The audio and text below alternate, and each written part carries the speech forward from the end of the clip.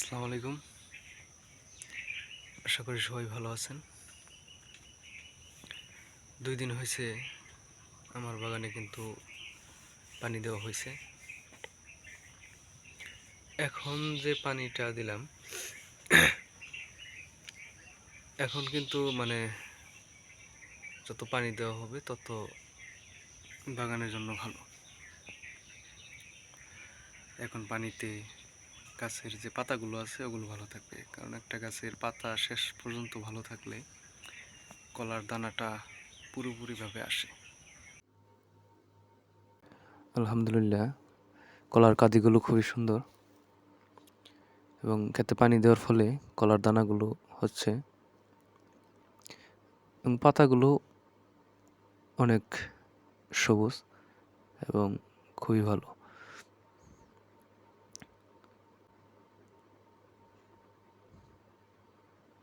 একটা বিষয় সবসময় খেয়াল রাখতে হয় যে কলার পাতাগুলো যাতে ভালো থাকে, কারণ কলার পাতাগুলো ভালো থাকলে হয় কি, ওই দানাগুলো খুব তাড়াতাড়ি চলে আসে।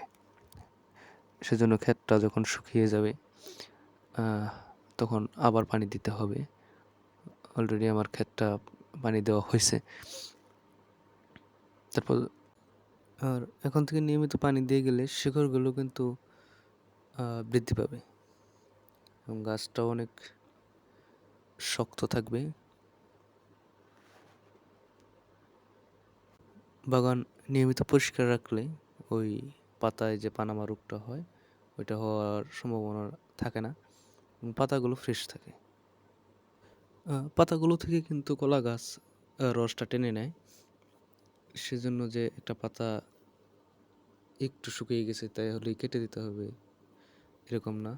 একদম পুরোপুরি না শুকালে ছেটে দেই না, মানে আমার বাগানে যেভাবে করি আর কি, ছেটে দেই না।